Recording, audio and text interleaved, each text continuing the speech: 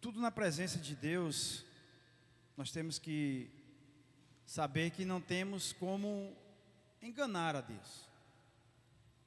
Não tem como você falar uma coisa e dentro de você está outra. Porque Deus está vendo, né? Deus está vendo a intenção do nosso coração. E hoje eu quero trazer uma palavra, que é uma palavra que quando a gente, o título dela, quando a gente fala para as pessoas, parece algo que você está menosprezando as pessoas, colocando ela como inferiores. Mas essa palavra que diz, eu quero dar o título, humilhar perante Deus. Quando a gente fala em humilhar, parece uma palavra assim tão, como é que eu posso dizer? Está discriminando a pessoa, está colocando ela como inferior, como uma pessoa incapaz, como uma pessoa que não tem certa capacidade para algo. Igual a gente já presenciamos muitas cenas de pessoas humilharem outras pessoas, sem nenhuma razão ou sem nenhum motivo, e colocar a pessoa para baixo devido à sua crença, sua cor, sua capacidade financeira, sua vida financeira. E nós aprendemos que essa palavra perante Deus, humilhar, é algo que nos achega mais a Ele. É ao contrário da humanidade, que quando alguém te humilha, você fica bem para baixo, né? Você fica assim, meu Deus, por que isso, por que aquilo, por que está acontecendo isso comigo? Mas a gente se humilhar perante Deus, é a gente reconhecer o poder e a grandeza de Deus nas nossas vidas. Então eu quero trazer uma palavra hoje bem conhecida, que está, abram sua Bíblia em 2 Crônicas 7, a partir do verso 11. 2 Crônicas 7, 11.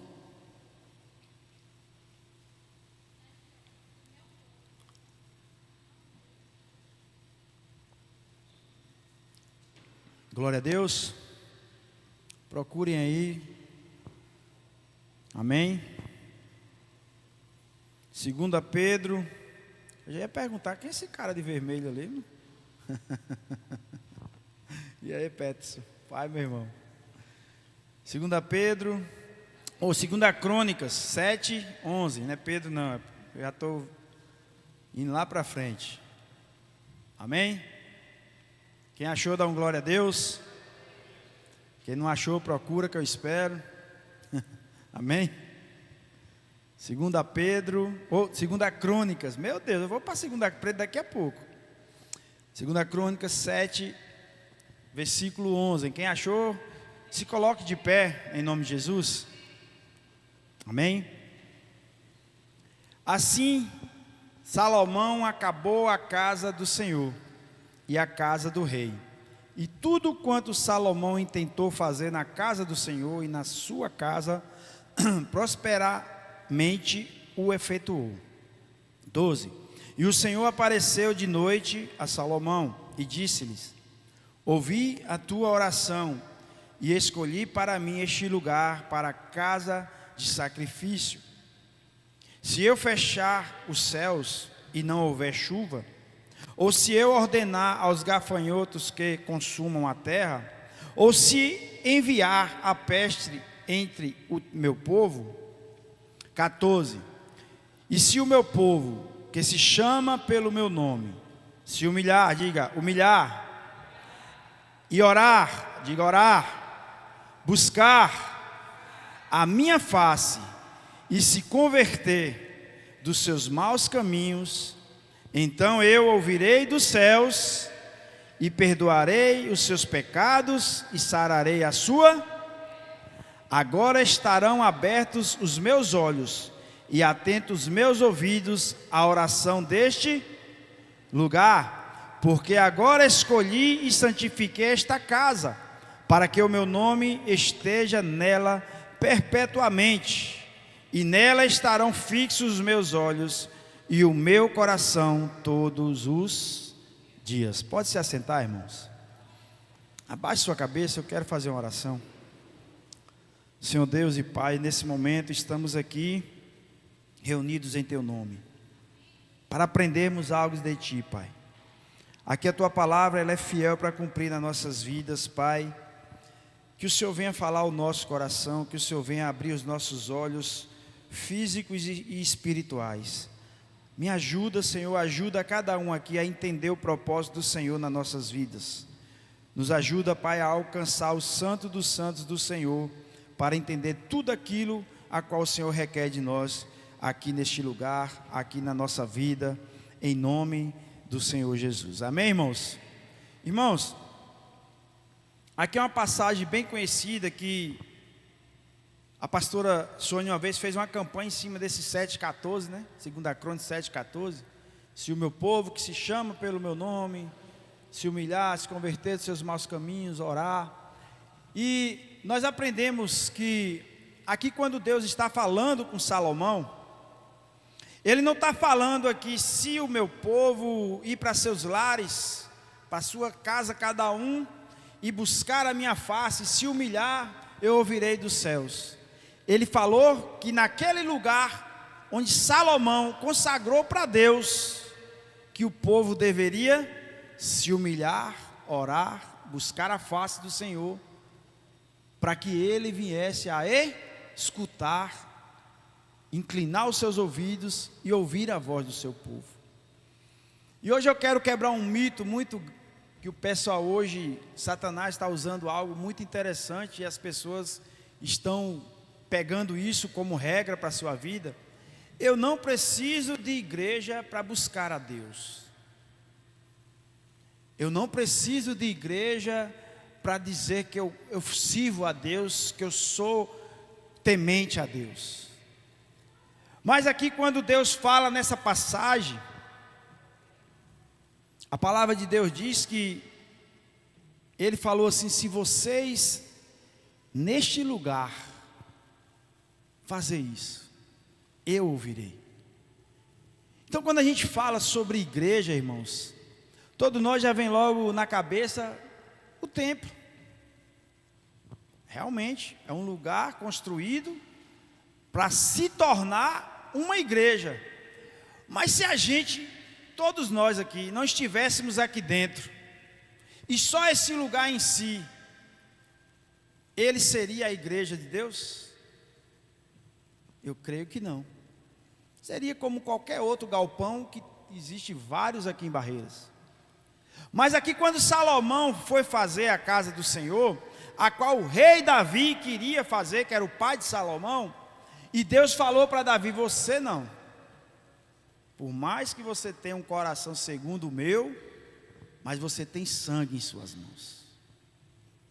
Mas o próximo, seu filho, vai fazer. E tanto é que o próprio Davi instruiu Salomão na construção, como seria para Deus. E quando Salomão fez esse lugar, aqui a palavra de Deus fala que e o Senhor apareceu de noite a Salomão. Irmãos, então se nós todos estamos aqui reunidos, nós é que somos a igreja do Senhor. Nós é que nos transformamos no corpo de Cristo. Lógico, você pode buscar a Deus em sua casa, com certeza, irmão. Aqui, eu creio que aqui é como se fosse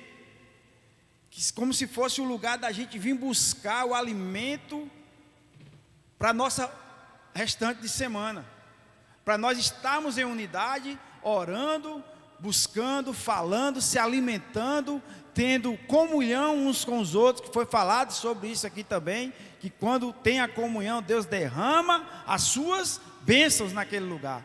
Então quando a gente se reúne, irmãos, quando a gente começa a ter unidade, amizade, respeito uns pelos outros, Deus opera naquele lugar. A igreja de Deus, irmãos, a gente tem que aprender que nós somos uma família que tem várias pessoas, toda a família nossa é assim, a família sanguínea. Você vê ali, um é mais esquentado, outro é mais tranquilo, outro não está nem aí para nada, outro já esquenta com tudo, e somos assim, um diferente do outro. Deus, ele é tão perfeito, que se você buscar no mundo todo, não tem uma digital igual, não tem um DNA igual.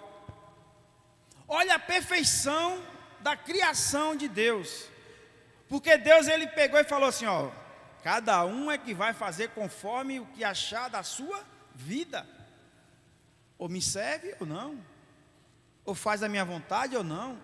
Eu não vou obrigar ninguém a nada, mas como tudo na nossa vida, existem consequências. E aqui, quando a gente se apega a esse versículo 14, eu quero hoje falar sobre ele. O primeiro que Deus fala aqui, eu quero esboçar sobre isso. O primeiro, humilhar. Se o meu povo, que se chama pelo meu nome, se humilhar. Humilhar-se diante de Deus. Reconheça sua soberania e sua necessidade nele. A gente tem que reconhecer quem é Deus na nossa vida. O que é Deus para você? Deus para você é quem? O que significa você estar buscando Deus na sua vida? Será que buscar a Deus é você estar firmado em alguém? Será que buscar a Deus é você estar firmado em algo que você está buscando se realizar? E aqui ele fala para a gente se humilhar. Quem gosta de se humilhar aí, dá um glória a Deus, irmão. Olha, tem gente que gosta de se humilhar. Dá um glória a Deus forte então. Amém, tá vendo? Meu Deus, vou pegar a receita com a irmã. Não é algo fácil se humilhar, mas é algo recompensador. Porque quando você se humilha, você está reconhecendo que precisa melhorar, que precisa perdoar, que precisa avançar em algo e não ficar parado na ignorância, no rancor, na falta de perdão, na falta de buscar algo de Deus para a sua vida. Então, quando a gente fala em se humilhar, é algo muito forte, essa palavra humilhar-se. Quem aqui não já teve situação que você falava assim, eu vou falar nada com ele não, eu estou certo, eu que estou certo.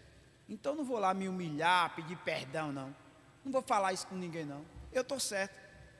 Mas quando Jesus vem na nossa vida e entra e fala assim, ei, aquele que pensa que está de pé, cuide-se para que não caia. Jesus está dizendo assim, ei, você que tem buscado a minha face é que tem que fazer a diferença. Porque a gente ser ignorante, a gente ser como qualquer outra pessoa, é a coisa mais fácil que tem. Agora você falar assim, eu vou a partir de hoje viver Cristo em mim.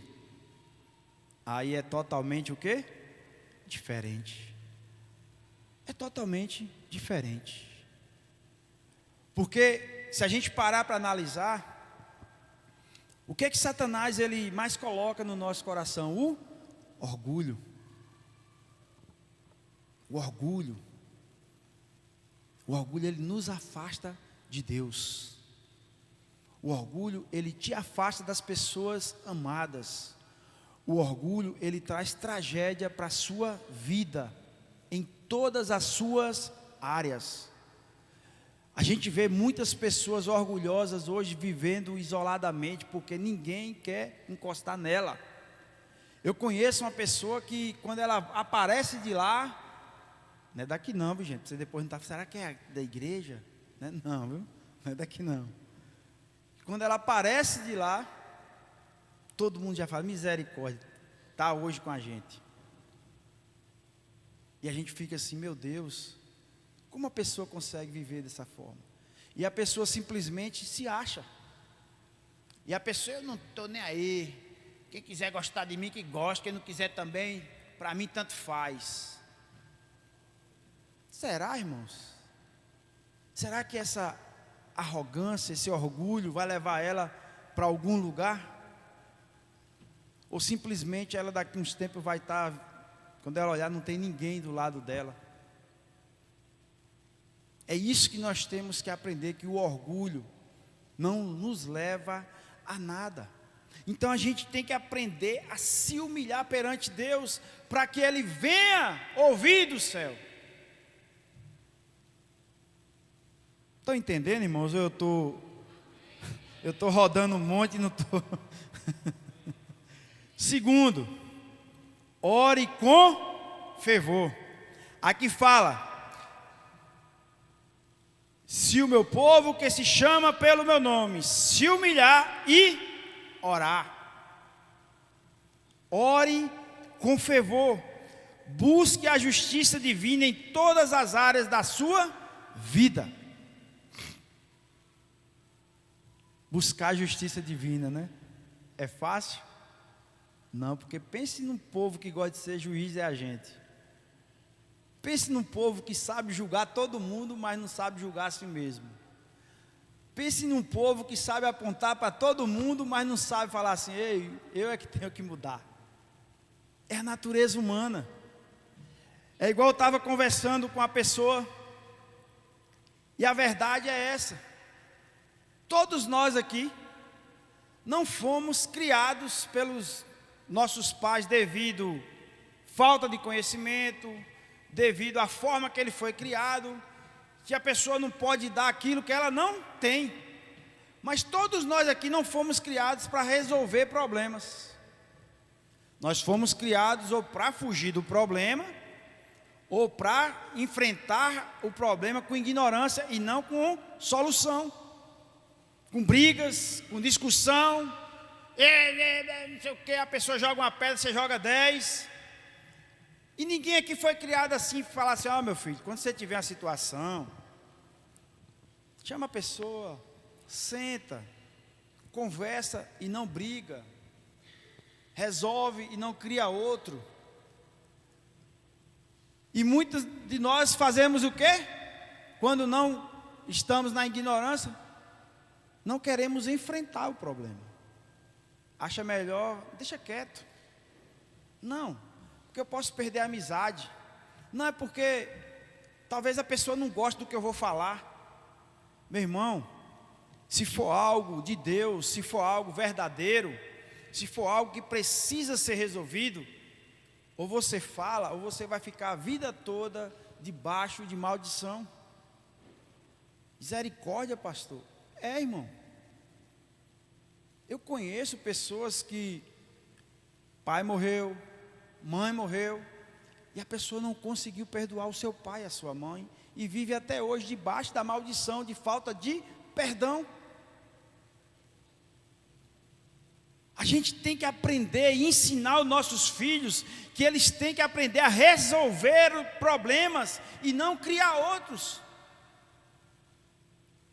A primeira coisa que um pai ou uma mãe tem é sentir a dor do filho. Toma logo as dor, se enche igual um peru e eu vou resolver, eu sou o bichão, e meu filho está certo, o seu que está errado.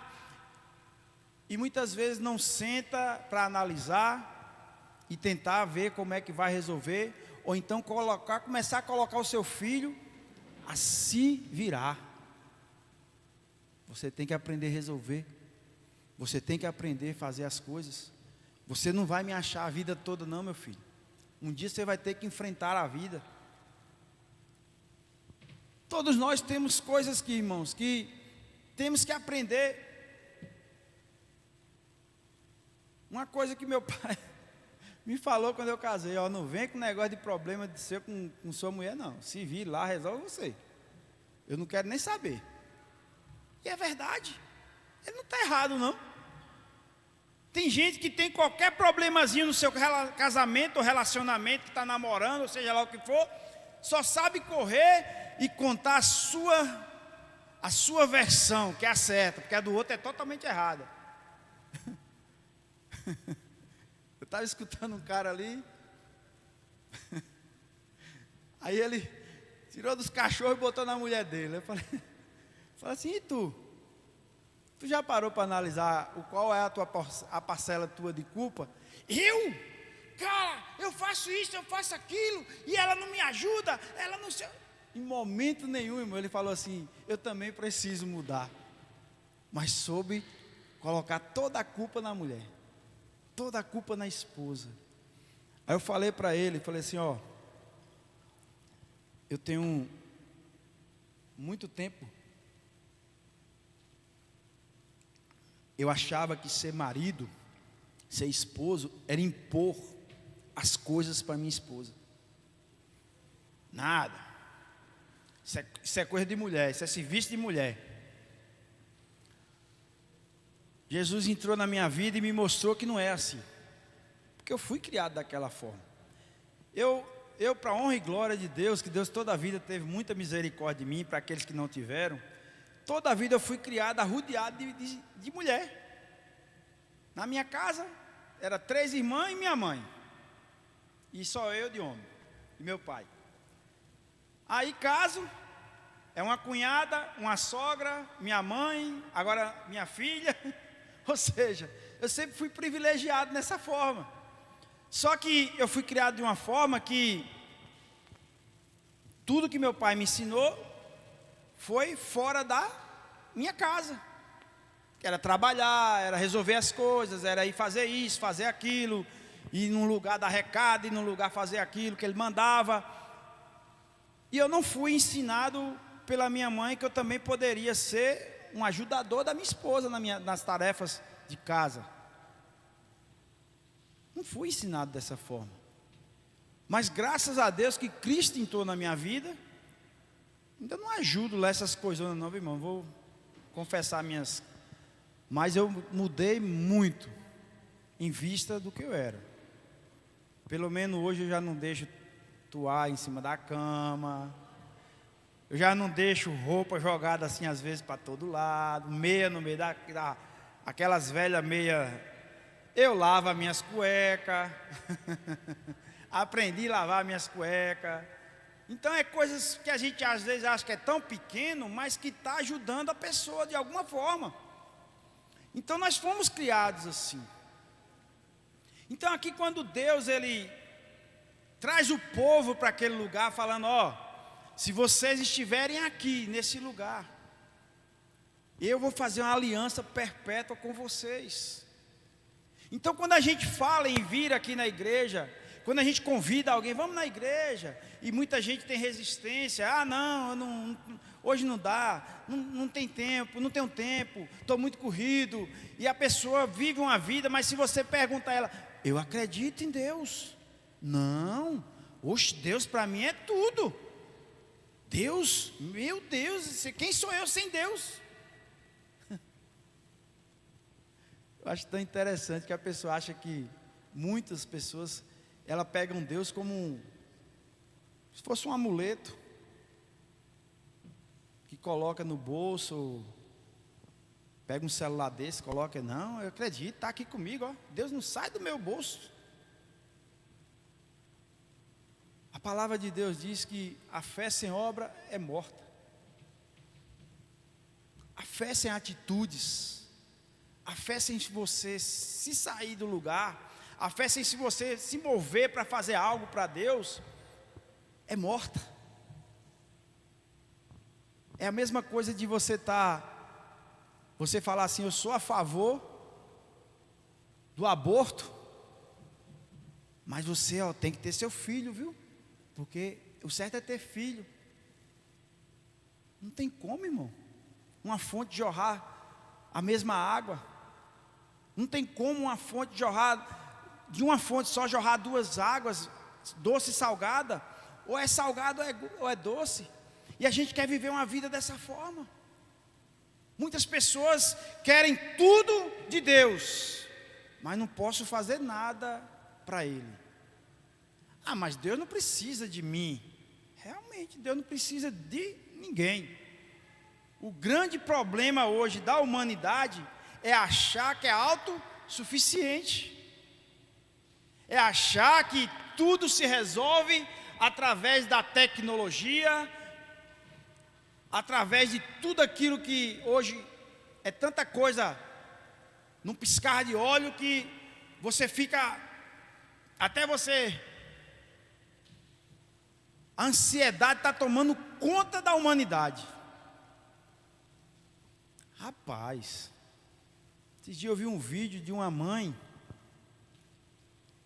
tentando tirar o celular de uma jovenzinha de 10 anos. Você não tem noção não, gente. A menina endoidou. A menina deu uma histeria e começou a gritar: você é doida, mãe, você vai me matar, como é que você tira meu celular? Oh, mãe, como é que eu vou viver sem celular? A que ponto nós chegamos? A que ponto a humanidade está chegando? Pessoas hoje pegando, comprando boneca, dizendo que é bebê. Meus filhinhos, brincando no parquinho, pula pula aí, escorre no escorregador. Gente,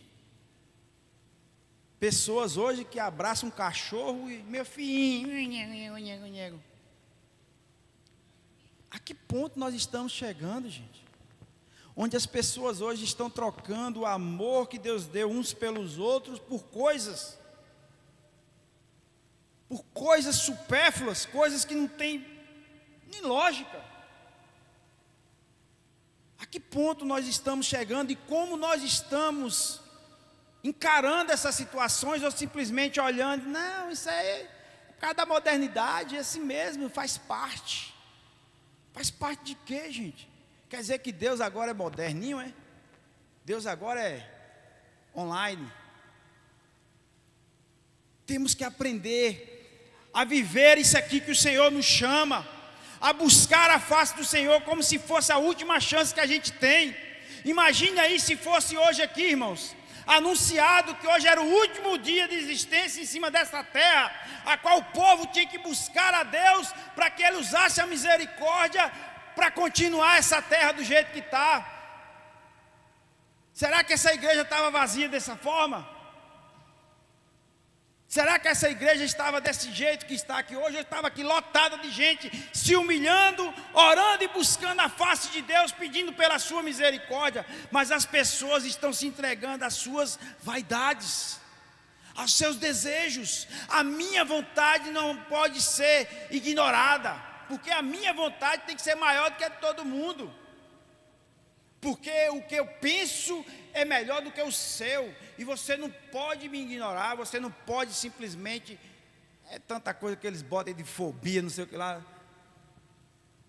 tanta coisa que a gente fica assim, meu Deus, o ser humano está chegando aqui fome, irmão, e o principal de tudo que a gente está lutando, todo dia que você está na igreja, todo dia que você está professando a sua fé, é lutando para que Deus continue sendo o centro da nossa vida. Esse tem que ser o objetivo na sua casa, na sua família, porque enquanto Deus for o centro da sua vida, vai tudo bem. Por mais que o mundo esteja de cabeça para baixo aí, vai tudo bem.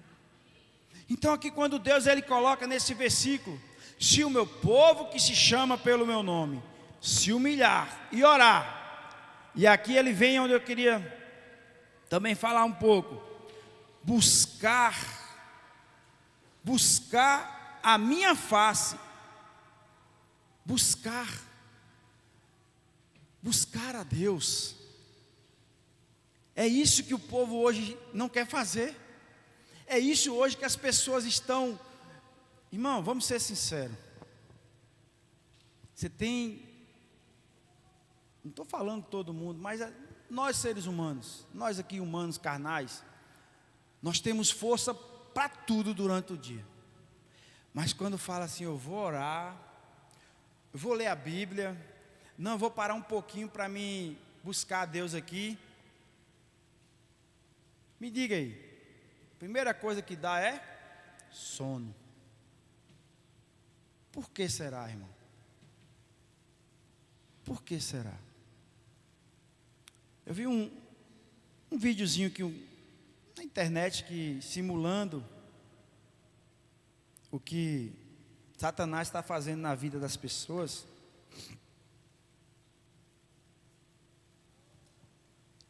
Aí o cara pergunta a ele assim: mas por que você agora não está colocando o adultério no meio dos casais? Porque ele diz que agora não precisa disso mais não. Com a tecnologia só basta colocar um celular na mão de cada um, que resolve tudo. Começa a ter o quê? Frieza. Começa a ter o quê? Não conversa mais, não tem diálogo. Um senta de um lado, outro senta do outro e vai vendo coisas, e ali o dedinho vai passando, vai rolando, pensar que não, começa a ver coisas que não era para ver, aí passa a tela e começa a voltar um pouquinho e, não, mas não pode, mas deixa eu ver, não, mas não pode. E aí começa aquela luta entre você mesmo, porque a gente às vezes acha que a maior luta é contra Satanás. Não, a luta maior nossa é contra nós mesmos. A maior luta a qual Satanás está usando para nos derrubar é colocar a gente para ter confrontos com nós mesmos. De às vezes olhar para as coisas passadas e dizer assim: mas quando eu estava daquele jeito, minha vida estava até melhor. Eu não estava passando por tanta coisa. Eu não estava, quando eu não tinha esse negócio de buscar a Deus, de estar na igreja, de servir a Jesus, eu não sofria tanto assim, até que minha vida era tranquila. Será, irmão? Será que era tranquila? Ou será que você ia chegar nessa situação que você está passando hoje sem Jesus do mesmo jeito? Porque se hoje você chegou com Jesus aqui, imagine se você chegasse sem Ele. Quem somos nós sem Jesus? Com Jesus já está tão complicado, imagine sem Ele. Irmãos, vamos aprender a orar. Vamos aprender a buscar a face de Deus. Eu estava vendo uma pesquisa que é algo assustador. O índice de suicídio de pastores. É algo assustador, pastor. Ah, mas é falta de Deus. Será que é só isso? É um dos requisitos. Mas, irmãos, a nossa mente, ou você controla ela, ou ela vai te controlar. A nossa mente, ela é como se fosse um mapa. Um mapa, você olha assim, cheio de caminhos, de vias, de estradas. Ou você controla ela para você escolher a estrada certa, o caminho certo, ou ela te leva para vários caminhos errados. Nós temos que aprender que nós somos corpo, alma e o quê? Espírito. Talvez seu espírito está até bem alimentado, mas será que seu corpo físico, sua mente está bem alimentada de coisas que lhe levam à esperança? A palavra de Deus diz: trazei à lembrança tudo aquilo que te traz esperança. E muitas vezes a gente fica pensando coisas negativas. Quem aqui não já precisou conversar com alguém ou falar com alguém que está precisando de algo, que não está aguentando ou suportando uma situação, que não está pensando besteira, que está pensando em fazer aquilo, fazer isso, e feliz daquele que tem forças para ir confessar, para pedir ajuda, para gritar. O pior é aquele que fica em silêncio. Você pode observar, a maioria de pessoas que se suicidam, ela não demonstra nada para ninguém. Ah, mas ele pensou ali, não, irmão, é coisa que já ele colocou uma sementezinha lá atrás, essa semente germinou, e ele foi alimentando ela, cresceu, até que ele vai e executa. É algo muito sério. É algo que às vezes está dentro da nossa casa e a gente nem percebe. Por isso busque a Deus, para que Ele venha te livrar, para que Ele venha te ajudar, para que Ele venha te mostrar como você tem que agir, como que você tem que fazer em situações assim. Se você parar para analisar, todos nós somos preparados só para situações boas. Nós sempre somos preparados para o quê? Prosperar. Oh, tudo bom, tudo maravilhoso, você vai ser uma bênção, você vai ser isso, você vai ser aquilo. E o dia mau, irmão, que a Bíblia mesmo fala, você está preparado para ele? Será que você está verdadeiramente capacitado em Deus para suportar o dia mau? Ou você simplesmente vai desistir, jogar tudo para o alto, chutar o pau da barraca e dizer: não quero mais isso para mim? É uma escolha sua. Mas tudo nessa vida passa. Tudo passará. E o que permanece é quem? Deus. A nossa dificuldade um dia vai passar. A nossa vida um dia vai passar. Ninguém sabe o dia de amanhã. Ninguém sabe o futuro. Então, quem é que pode te proteger? Quem é que pode te fazer viver anos aqui nessa terra? Quem é que pode prolongar os seus dias na terra se não for Deus? Ah, pastor, mas é porque o senhor não sabe o que eu passo, o que eu vivo. Irmãos, a morte, ela não escolhe classe social, ela não escolhe condições financeiras, ela não escolhe raça e nem cor. Eu estava vendo, eu assisti na final da Champions, e o técnico do Paris Saint-Germain, o Luiz Henrique, né? Luiz Henrique. Aí o cara contando lá, Luiz Henrique, um vitorioso, um homem que superou, não sei o quê. Ele perdeu a sua filhinha de 9 anos para o câncer. 9 aninhos.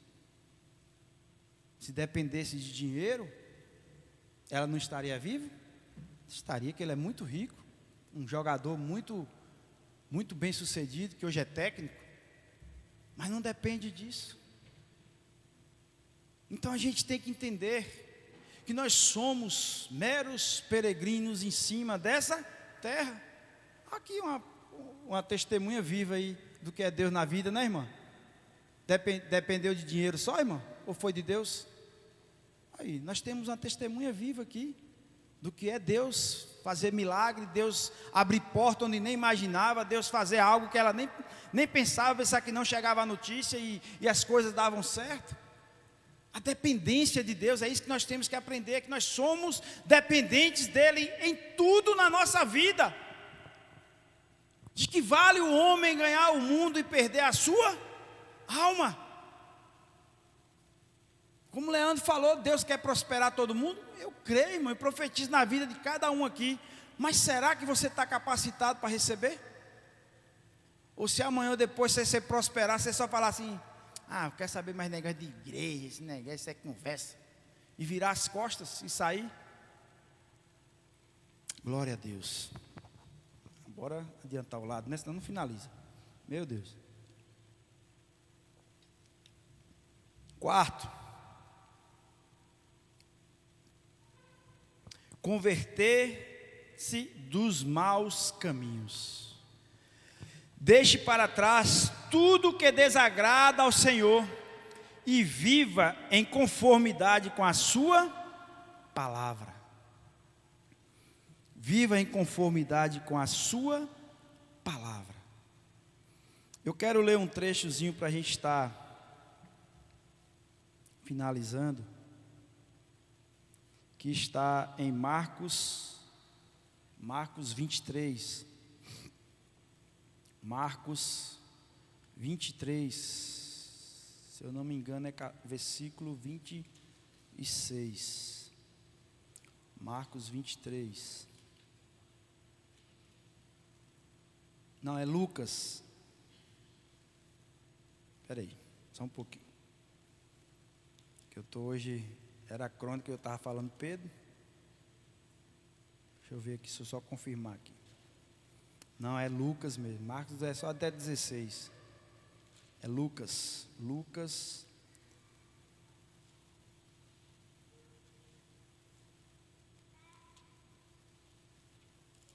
Lucas 23,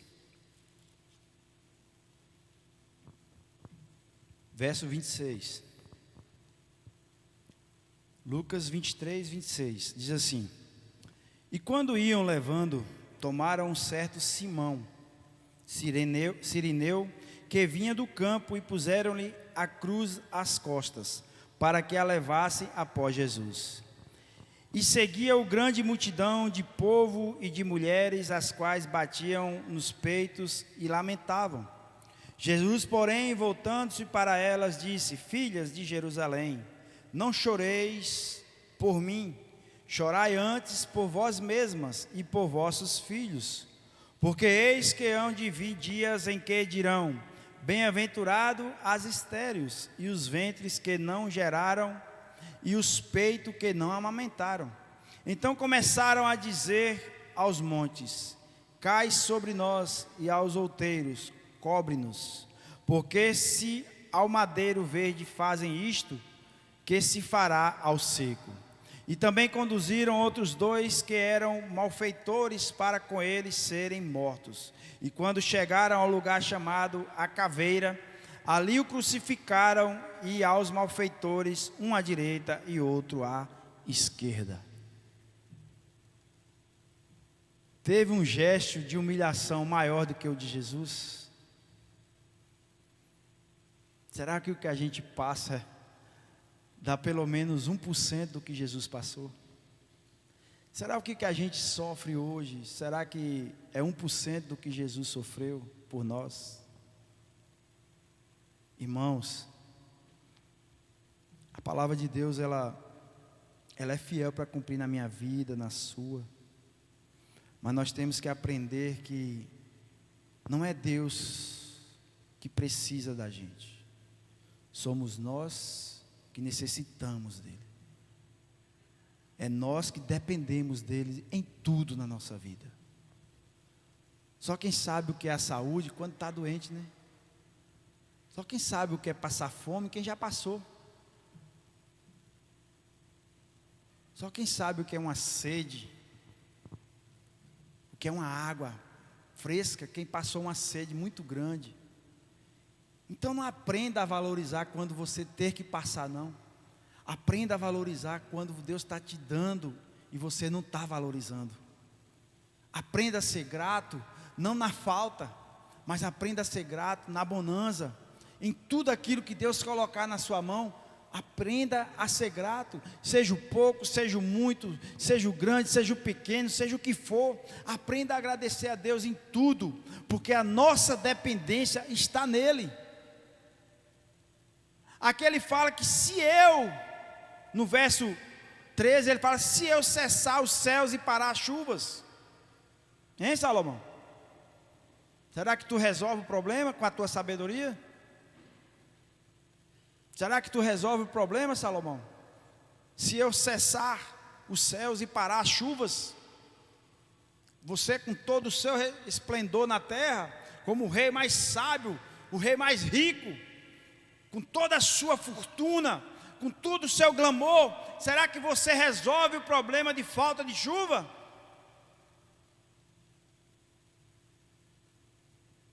Ah, mas tem uns rios, pastor. Deixa parar de chover, irmão. Só um ano para tu ver os rios secar tudinho. Tudo está no controle e na misericórdia de Deus na nossa vida. Então aprenda a valorizar esse lugar não como um galpão, porque, irmãos, aqui foi construído através de muita oração, de muito jejum, de muito sacrifício. Pets está aqui. Pets, Alisson, quantos mutirões a gente fez aqui, hein, Pets? Aquele, o marido da Rosa, mas que eu esqueci o nome dele, Eloy, aquele cabra trabalhou aqui, viu?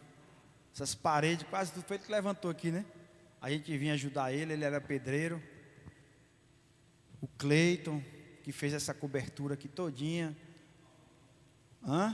Wagner Paulino. Cara, se alguém tocar no coração, vê o que aconteceu com ele, cara. Ele sumiu. Mandei mensagem, não responde. Liguei, não atende. Não sei se mudou de número.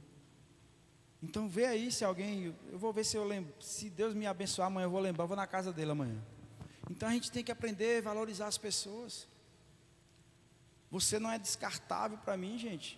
Nós não somos descartáveis um para o outro, que pensa que não tem uma situação, não quero mais saber disso, vou virar as costas, não quero isso mais para mim. Não podemos ser assim.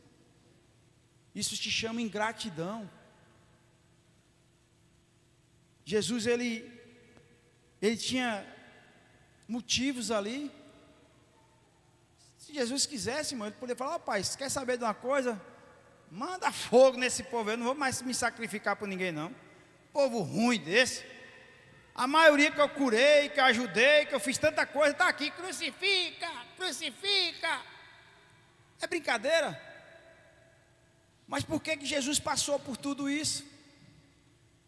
Para a gente aprender que nós estamos fazendo é para Deus e não para o homem.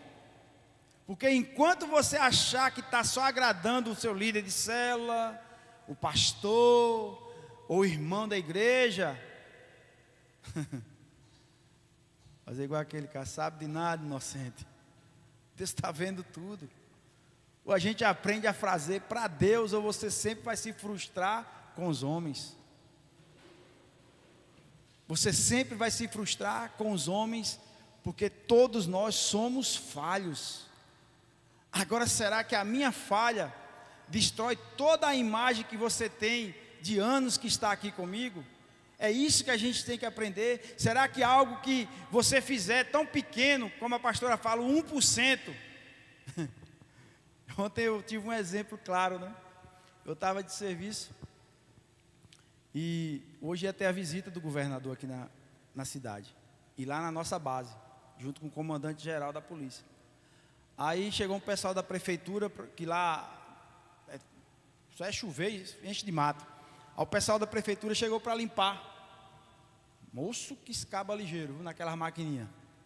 Eu pensei que não ia dar conta não. Os caras, quando deu 4 da tarde, já tinham terminado tudo. Aí juntou aqueles capinhos, aqueles matos, tudo, um bocado de saco de lixo, né? Aí deixou bem na entrada, aquele montoeiro de saco de lixo, né? E ficou do caminhão ir buscar hoje cedo. Aí eu estava lá, mais um colega, Ezequiel.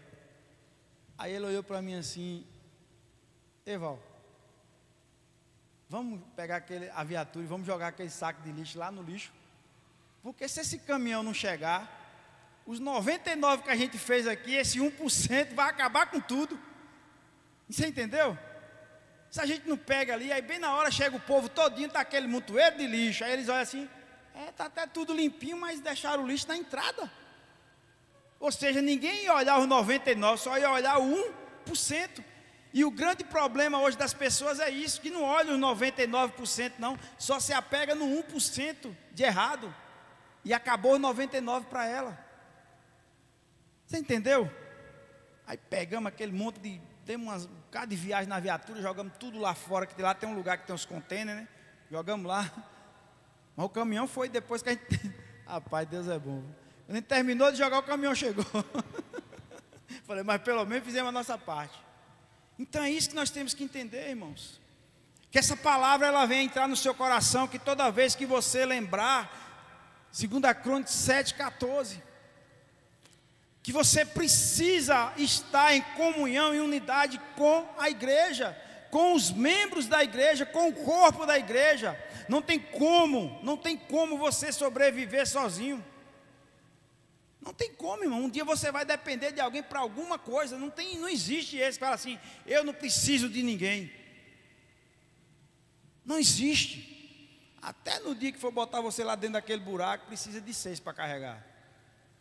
Porque não vai sozinho, ainda não tem caixão com controle remoto. Então isso que a gente tem que entender. Olhe para alguém que está até lá e diz: ei, você é importante para mim. Mas fale de coração, irmão. Não fale só de palavras. Olhe para alguém e fale mesmo: você é importante para a minha vida. Nós temos que aprender a valorizar um ao outro. Nós temos que aprender a considerar, amar verdadeiramente um ao outro. É igual quando você assiste um filme. Aquela série, quem assistiu que a pastora passou aqui? Até onde ela vai. A mulher só era beijar um: eu te amo, você é o homem da minha vida. Isso aqui não virava uma bagaceira. Largava, já não amo mais. Aí pegava outro: eu te amo, você é o homem da... Largava, já não... Que amor é esse que é descartável? Quer dizer que o amor morre e nasce, não morre e nasce toda hora? Que amor é esse? Então Deus está lá em cima também. Risca o nome dele do livro da vida. Não, ele se arrependeu, escreve de novo. Não, agora ele pecou de novo, olha que miserável, apaga de novo aí. Não, mas ele está agora com o coraçãozinho até quebrantado, bota de novo aí. Será que Deus está assim lá em cima? O amor de Deus conosco é assim? Que sobe e desce ao mesmo tempo? Não, porque Ele é o amor. Então o amor de Deus, Ele permanece nas nossas vidas todo o tempo, ou a gente certo, ou a gente errado, ou a gente servindo a Ele, ou a gente não servindo a Ele. O amor dele permanece, mas Ele fala na sua palavra que enquanto houver fôlego de vida, há esperança. Mas depois de você perder o seu fôlego de vida, a palavra de Deus diz que Deus é amor, mas Ele é justiça, e Ele vai te julgar segundo aquilo que você merece. É isso que a gente tem que aprender. Deus não para de amar ninguém não, irmão. Você pode estar lá no pecado, no meio da bagaceira, Deus te ama. Qual a mãe que fala assim: ah, meu filho agora desbandeou para o que não presta, e a mãe: eu não amo mais não, porque não presta mais não. Qual a mãe fala isso? Não tem uma mãe, não tem um pai que não vai lá tentar resgatar, tentar ajudar. O amor morre? Não morre. E por que muitas vezes nos casamentos de hoje a separação está predominando? Porque eu não amo mais, eu não sinto mais nada, eu vejo ele assim como um irmão, como um amigo. Então você nunca vai conseguir amar ninguém, porque a palavra de Deus diz em Coríntios 13 que o amor tudo suporta, o amor tudo crê, o amor tudo faz, o amor é isso, o amor é paciente, o amor é benigno. Mas as pessoas querem viver o conto de fada e viveram felizes para sempre. E esses felizes para sempre é só coisas boas. Não, irmão. Viver feliz não é você chegar numa situação e dizer: agora eu não sou mais feliz. Porque felicidade é uma decisão na sua vida. Viver feliz é quando você chegar na situação e aquela situação não destruir a sua felicidade. Isso é que é viver feliz. Isso é que é você aprender a viver feliz. Que quando chegar no dia mal, que quando chegar naquela discussão, que quando chegar naquele desentendimento, aquilo não vai derrotar a sua felicidade. Então, em nome do Senhor Jesus, eu agradeço a Deus. Eu quero que vocês fiquem de pé.